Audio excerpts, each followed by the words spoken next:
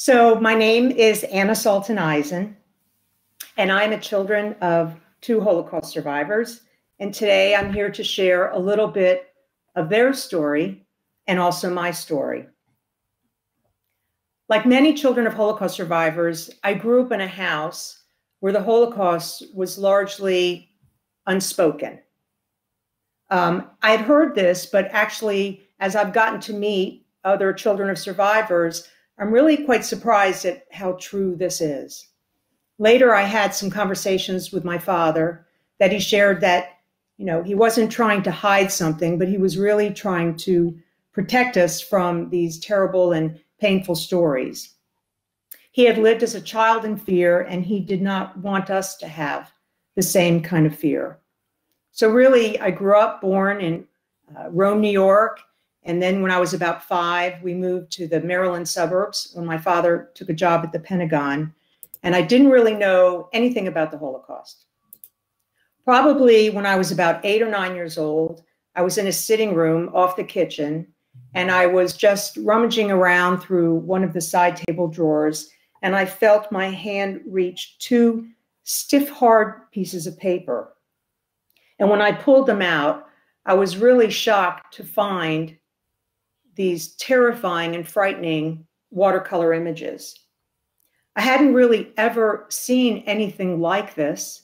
They were so vibrant and scary, and I'm not sure I even understood what I was looking at.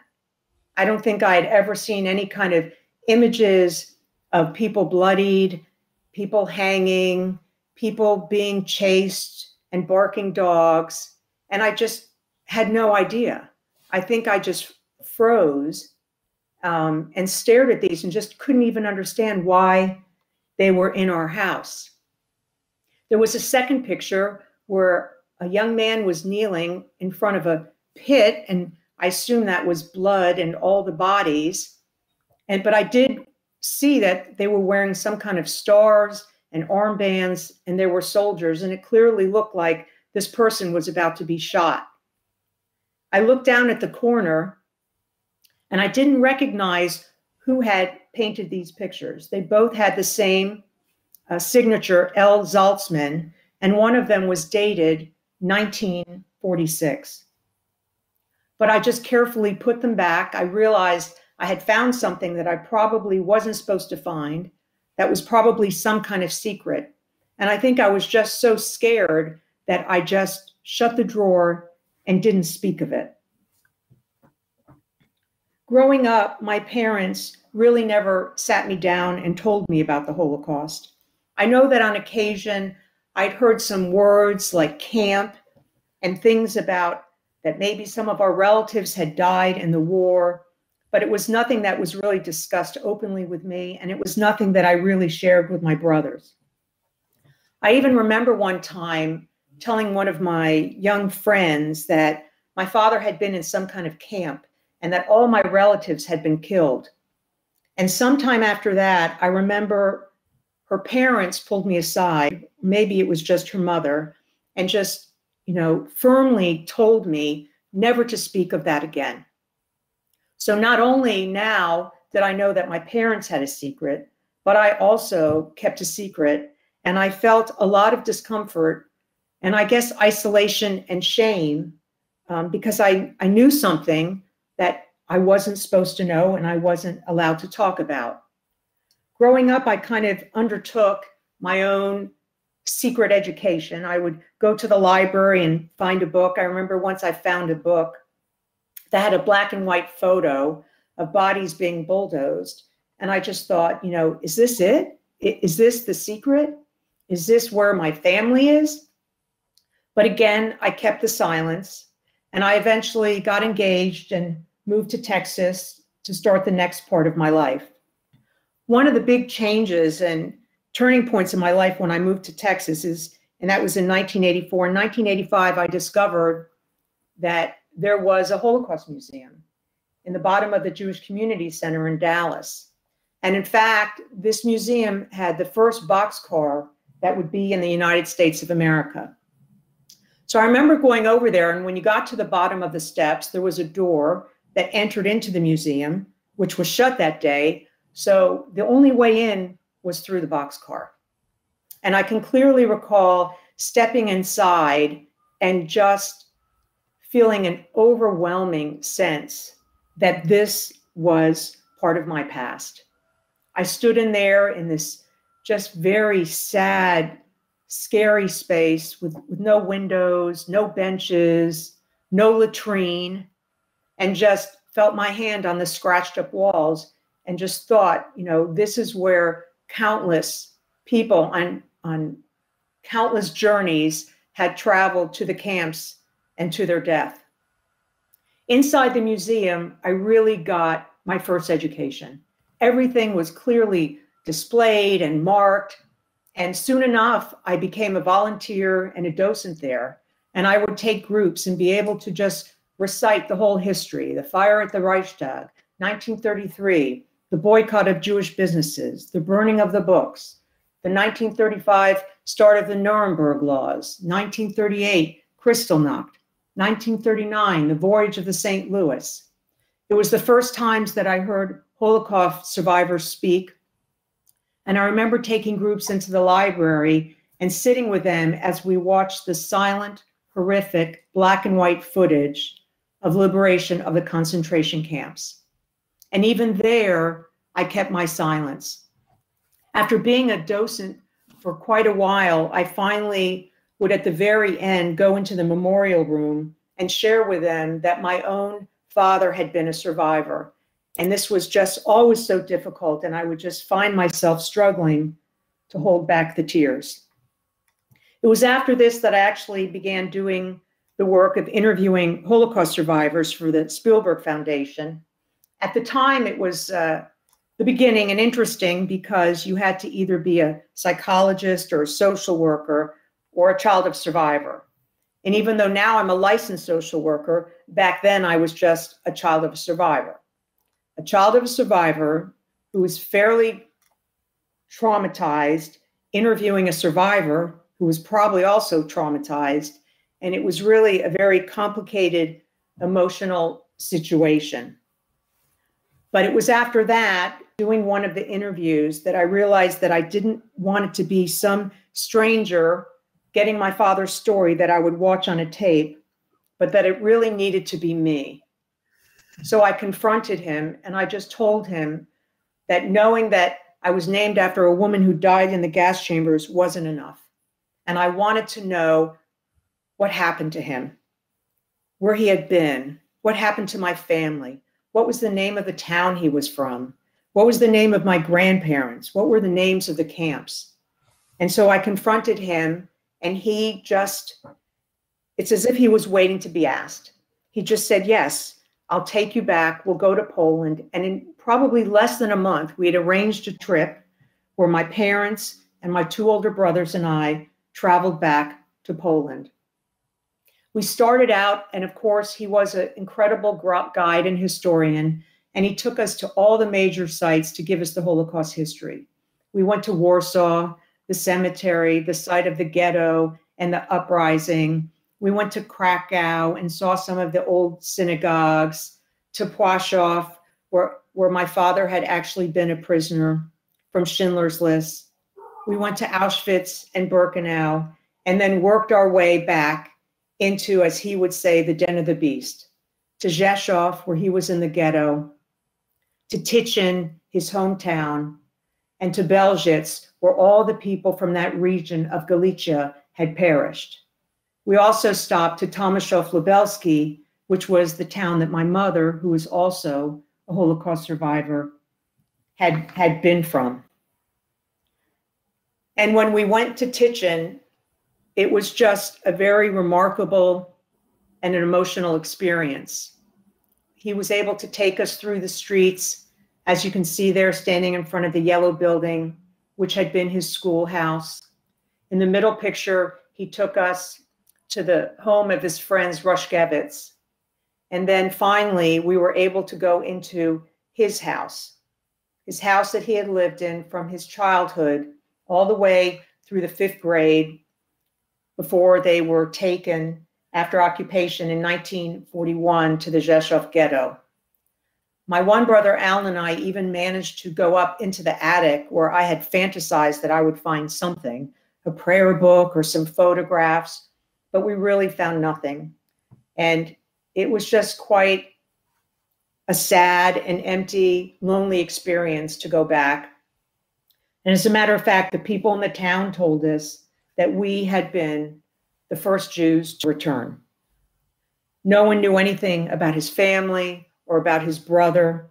And some people there even claim that there had never even been Jews in that town.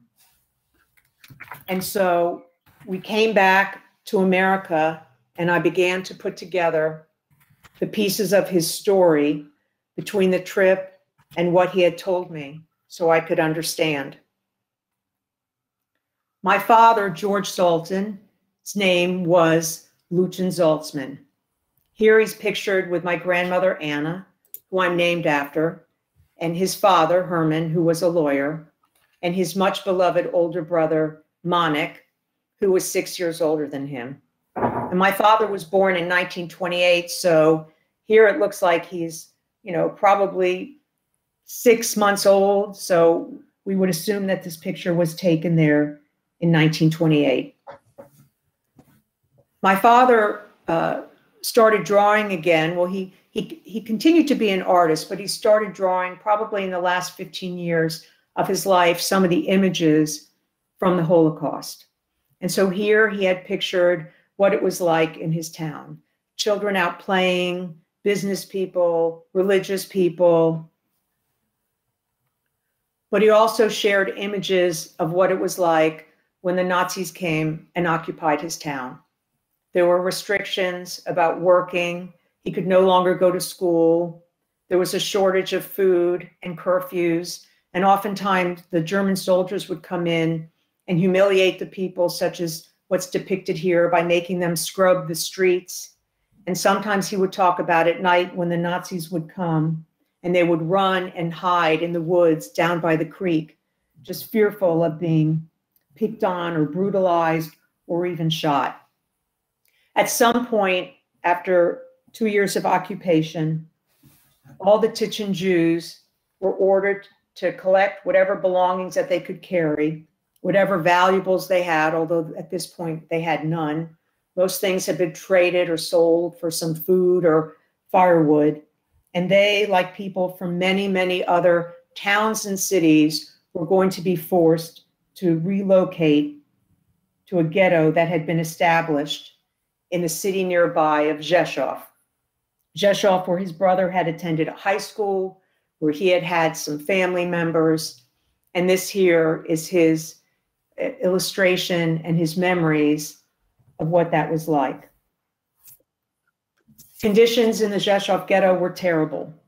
Crowded into an older, small part of town were some 23,000 Jews. There was great misery, poverty, hunger, beatings, executions. And at one point, people there were gathered by the labor office and they were collecting papers for some kind of a work group. My father's brother was there and recognized one of the men collecting people's identity cards as one of his previous school teachers. And that man called out to my father's brother, "Give me your ID card." And so my father's brother, Monik, not only threw his ID card into the box, but my father's as well. They didn't know what it meant, whether it was bad or good. But after a few days, they got their ID cards, called the Kennkarten, returned to them with a small stamp. And after a short while, the people in the ghetto were separated, and those with the identity cards were separated into a small ghetto where they would be left behind to work. Everyone else was told that they would be relocated to some abandoned farms in the Ukraine where there would be plentiful food and better housing. Later, of course, it was discovered that those people in the first week of July 1942 were not sent to a farm, but were sent just a short distance to the Belzec extermination camp, where 600,000 people were gassed and murdered in a mere 11 months. My father and his brother would stay back, and they would go daily from the ghetto to a nearby factory that had been taken over by two companies, Henschel and also Daimler-Benz. And so my father joined a labor group of approximately 465 Jewish prisoners. Now, when Daimler-Benz opened this factory, the initial plan was not to have Jewish workers, but there was a shortage of Polish workers. Many had been sent to Germany, and because there was a great food shortage, some of the Polish factory workers would often run away to go back and be with their families and try and provide for them. And so the numbers of the Jewish workers at the time the factory was run by the Daimler-Benz factory police would go up and down, sometimes in the 200-300s, at some point up to 600. But at the end, the SS took over running the factory, and they finally said, no more Jewish workers. And so at that point, there were 465, and they were sent out from the ghetto. Now here, when they went every day and worked at the factory, at one point, they built a barracks there. And so this was the first of the 10 camps that my father was in, this here, and they changed the name and Germanized it from Rzeszów to Reichow. From there, after they had been there and working, and they were no longer allowed to be there, they were sent to Płaszów. Here is the camp that was made famous in the movie Schindler's List, that was built on the grounds of two Jewish cemeteries. And in my father's memoir, The 23rd Psalm, he talks about here that he would have to use his bare hands and dig up the remains of graves. In all the camps, the situations were terrible. There was great brutality and hunger and beatings. They lived in the barracks, they froze in the winters, and every day was a struggle to survive. From Płaszów, they were sent to Wieliczka, which you can see here is the famous salt mines. And they labored here for a while. And then the same group, which had been kept together, was sent to Flossenburg. So here they have left Poland and they have now gone into Germany. They are heading west. Flossenburg was a camp where he labored in the stone quarry. He talks in his book about this was the camp where he was forced to undress, and the little packet that he had of photographs and a little note from his brother were for the last time taken away from him. In this camp, they were forced to undress and go through a period of quarantine where they were kept several days outside, completely naked in all conditions. From Flossenburg, this group was sent into France through the town of Colmar, where they marched through, and he recounts in his memoir where the people of Colmar gathered in the streets and called out to the Germans, shame, shame. And at one point, I remember that my father wrote a letter to the mayor of Colmar saying, I have to commend and thank the people of your town for what they did that day, for they recognized our humanity and they refused to look away. So here they worked in a tunnel in a place called Orbis. This tunnel was actually built in the 1930s and then abandoned. And Daimler-Benz came in and repurposed it and moved the equipment in to be a factory. So here there is an inscription painted inside the tunnel on the walls that says, here worked 462 Jews from Poland.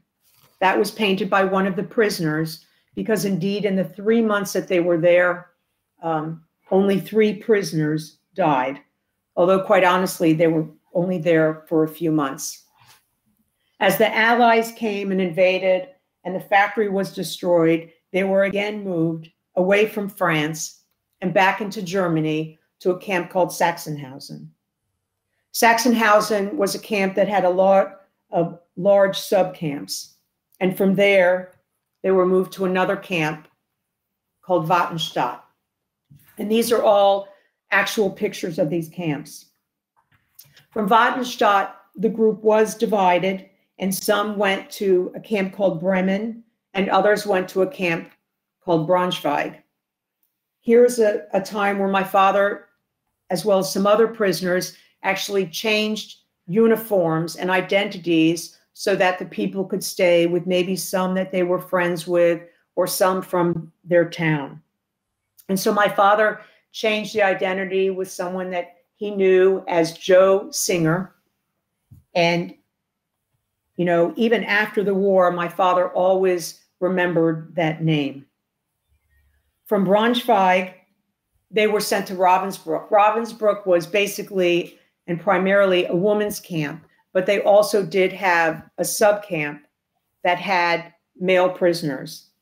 One of the remarkable things that happened at Ravensbrück, which was probably one of the only times documented during the Holocaust, was that the prisoners here were at some point allowed some Red Cross rations. This had never happened before, and my father writes about it, how shocking it was, but maybe that getting a few cigarettes that he could later trade or some small packages of crackers or cheese helped him stay alive for a few more days. And then from Ravensbrück, they went to the final camp called Webelen.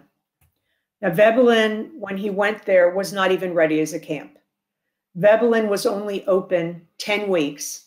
And during that time, approximately 1,000 prisoners died.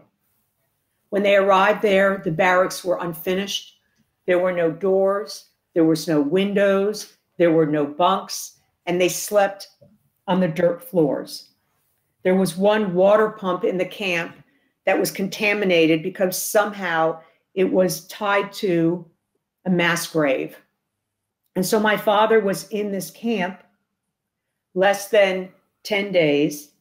And then the night of May 1st, they were put in a boxcar, but the boxcar did not leave. And the next morning, on May 2nd, the American heroes, the soldiers of the 504th of the 82nd Airborne, arrived. And after 3 years in 10 camps, my father was free. And I'll let you hear how he describes that day.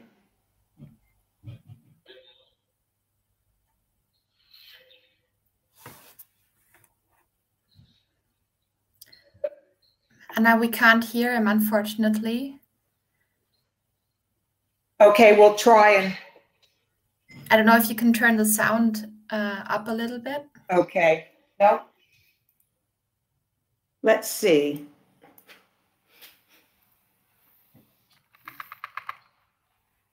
We'll try again, and if not, you'll tell me. Yeah.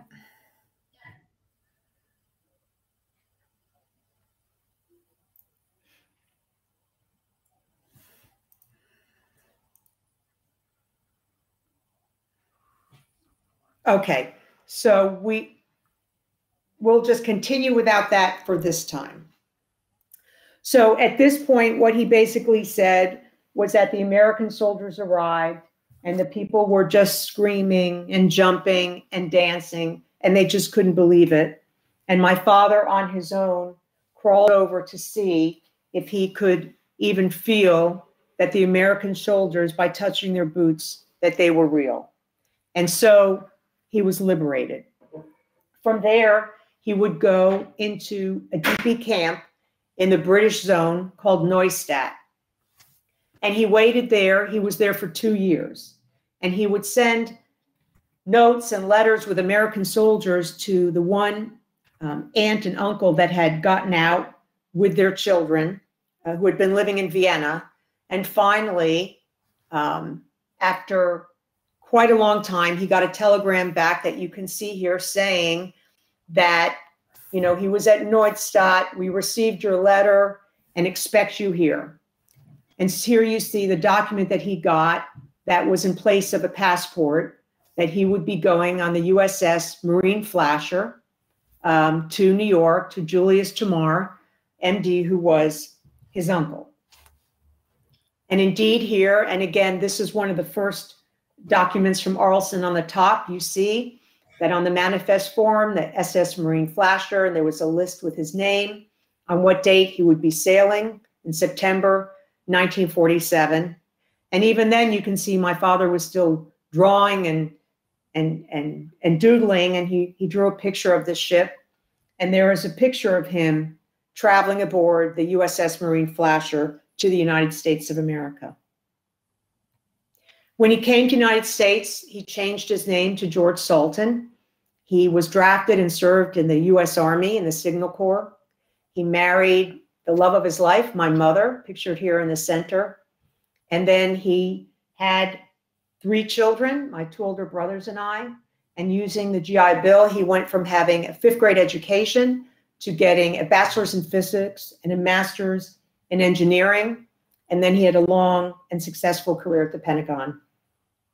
Eventually, in 2002, he did publish his memoir, The 23rd Psalm, under the wonderful and wise guidance of Robert Mandel, who was the publisher and who is now, through his own press, Mandel Villar Press, will be coming out with his book in 2022 for the 20th anniversary, as well as Pillar of Salt, which is my story about the aftermath.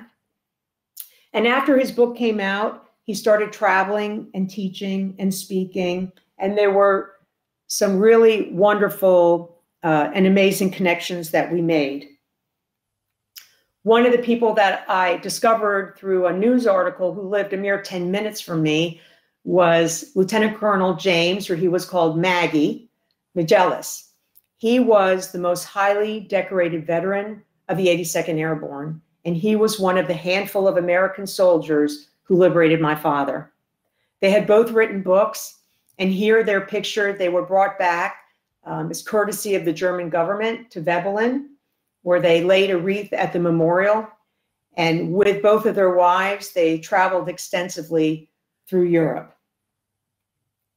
At the University of Wisconsin Press, we made another connection.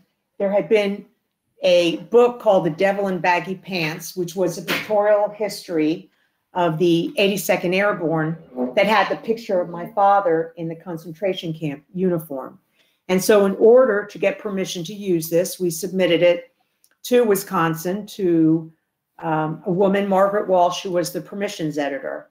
And looking through that book, she discovered that her father, Staff Sergeant William P. Walsh, had also been one of the American soldiers who liberated my father. So we went with CNN, and we got to have an amazing reunion. And even one of the sons, when we went outside afterwards on our way to lunch, shared with us, as pictured here, that he had the Nazi flag that his father had cut down on the day that they liberated Veblen. And so my father, after the book came out, continued to speak. He traveled in the United States and internationally and talked to schools and groups, and really felt that he had to give his testimony as a witness. You can see in this drawing, that is his self-portrait, that he has drawn himself with his Flossenburg number. And he talks about in his book that even though he achieved a lot and found love and a family and success in America, the memories and the pain of the Holocaust always stayed with him. In 2016, after complication from surgery and an unexpected illness, my father, a wonderful husband, father, grandfather, friend, writer, Holocaust survivor, and US veteran, passed away. When COVID happened about 2 years ago, my mother, who was about to be 100 years old, came to live with us. And among her belongings, we found some things that my father had kept from all the years since the DP camp. His past that you can see here for former concentration camp inmates, a small notebook and a diary. And here are just some of these black and white photos of people who had been with him in the concentration camps. And some of these on the back had names that I recognized. that I recognized from when we had walked the streets together in Tichin and in Rzeszów, and names of people that I recognized from his memoir that he had talked about that had been with him in all 10 camps. So I started my search through the Arlson archives. I discovered that my father's name had been spelled many, many different ways, as it is with many of the people that I discovered, with an S and with a Z, but there was consistency looking at the names, that he was born in Przemyśl, a small town outside of Tichin, and that his birth date was consistent. And so here you see the search document. I encourage all of you who are trying to find relatives to go through this process. And on the right, a sample of one of the lists, Lucien Zaltzman. This was from Ravensbrück, from Przemyśl, date of birth, and his prisoner number. On another list here from Flossenburg, I found him again with these strange little iron cross or drawings and some dates that it's been suggested in that second column from the left are for people who passed away. But I found all documentation that just made it all the more real and tangible and helped me understand more as I delved into his history. Another list here with unbelievable, beautiful handwriting from Notzweiler in France. I again find my father with the prisoner number and his date of birth. Some of the documents they have are post-war. And here you see Lucien Zaltzman, who became George Salton, with his father Herman and his mother with the maiden name Hutterer, born in Przemyśl. And here they list the camps that he's in with many, many of his prisoner numbers. And all the way at the bottom, how he came on the date on the USS Marine Flasher to the United States of America. There are other documents that I found that are so interesting and important in learning and understanding the Holocaust. I think I could look every day and spend a lifetime and never run out of things to learn. Here I found in the archives a map that someone had made by hand of the camps. And I recognize and see some of the camps that my father was in, Flossenburg and Sachsenhausen. I see the extermination camps. I see Majdanek and Auschwitz and some of the towns and ghettos. But I think this just helps us understand what the process was for the liberators and the historians trying to piece together what the Nazis had tried to destroy and to hide. This here is a bread list from the last camp that my father was in Webelin. And you can see on the top the dates at the end of April and May 1st. But on the 2nd of May, there was no bread. And something here that I have to share that I found out through later research, which is ongoing, that on the day of May 1st, on that night when they boarded the boxcar that sat all night and didn't leave, there are various reasons that have been speculated. The tracks were blown up, the locomotive didn't arrive, as my father claimed, or the locomotive wasn't functional. And on May 2nd, the Americans arrived. But what is known in history is that train on May 1st, as a subcamp of Neuengamme, was destined for Lubeck. And all of the prisoners from the Neuengamme camp and subcamps were subsequently put on 3 ships that were sent out into the Bay of Lubeck. And because the British thought that they were warships, they were all bombed and sunk. So if not for that locomotive that didn't arrive, my father would have possibly faced a worse death, drowning in the sea.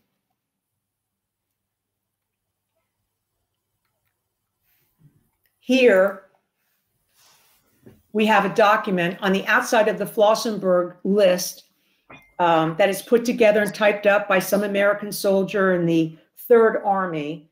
And I wanted to share something I found so moving that he, in his report, decided to put in his own personal notation.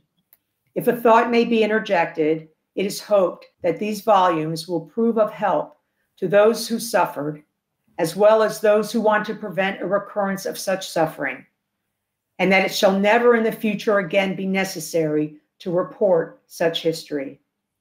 So to whoever this American soldier is that took the liberty of putting his own heartfelt, philosophical reflection, I wish I could thank him, because this really is a message to us all. And here I found a document that, yes, reminds us and goes back to that number, 465 prisoners, Häftling, Juden, Jews, after Reichshof from that camp. And it says transport after Colmar from France. And this is the list. And it was, and my father is down here, Lucien Zaltzman.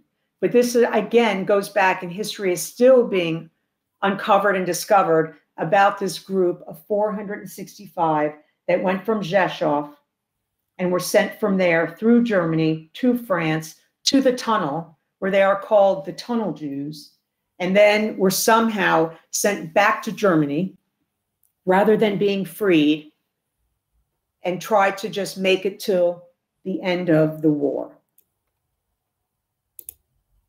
And in my father's book, he talked about these people, these friends that I had mentioned, these names of Tuchman, of Nussen, of Hofstetter, of Ringel, of all these people, of Itzik Rip, of Leon Horn. And so when I got these photos and I recognized the names from his book and from the town and from our talks, I just decided that I was going to go back through the Arlson archives and see if I could find any of them. So I started with the Ravensbrück list, and sure enough, there was Moses Zimmert in his book that he had spoken about. There was Moses Verstanding down lower, who he wrote about extensively in his book, who went to Sweden after the war and passed away without ever having a family. And there was Moses Tuchman. So using the documents from Arlson, I was able to look at the spelling and, most importantly, get the key, which would be their dates of birth. From Moses Tuchman, I found his Flossenburg card. And all of these prisoners had the same similar card. He was a dryer like my father, a lathe operator, a metal worker from Titchen, his date of birth, and they all had the same dates of when they came in and when they left Flossenburg. There were many other lists and records that correlated their time together. And importantly were these DP registration records, where I saw here, he wrote on the bottom, yes, this was him in Plaszow, Flossenburg, Colmar, Sachsenhausen, Neuengamme, and that he was going to go and find his uncle Herman in the United States. So all of these, including the parents' names, became important clues for me to try and locate these survivors who, unfortunately, none of them were still living, but at least to look for their family and see if we could find a connection. Tobias Nussen, who was not in the book, but I did have his picture, and he had signed the back, and I knew that he was with my father. He also had the same Flossenburg card and had the DP registration and other documents that allowed me to know that he was with my father. And the fact that I had his picture, my father kept it his whole life, I knew that this was a very important person. There was a photo of Itzik Rip, who was born in the same town as Przemyśl, and like my father was one of the younger prisoners in the camps at 14, liberated at 17, part of the same group, hoping also to go to New York. But unfortunately, also in the documents at Arlson and elsewhere, I found his death certificate, that in July of 1947, at 12:10 in the morning, when he was 19 years old, Itzik Rip passed away in transport in an ambulance to a hospital in Hamburg. This was just a few months before my father came to America. They had been together in this DP camp for 2 years. But I have to say that my father never told me anything about Itzhak Rips passing away, even though I'm sure it was something that he knew about.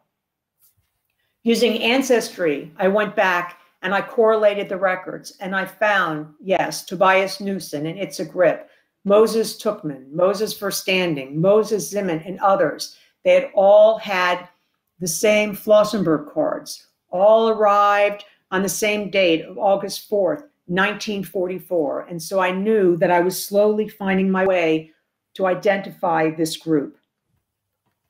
Again, on Ancestry, I found the record that Moses Tuchman, one of the people that my father was so close to, one of the people that I had gone to his family house when I went back to Tichin, had come to America. He had the same date of birth and changed his name to Morris. And so using this, I was able to find more records, burial records, and then going through Google and Facebook, slowly starting to contact these people with very powerful and emotional ties and correspondence. And so then I organized that all of us would meet in person and in Zoom in New Jersey. I was the daughter of Lucien Zaltzman. From Zoom in Texas, the daughter of Yitzhak Vox. In person, the daughter of Emil Ringel.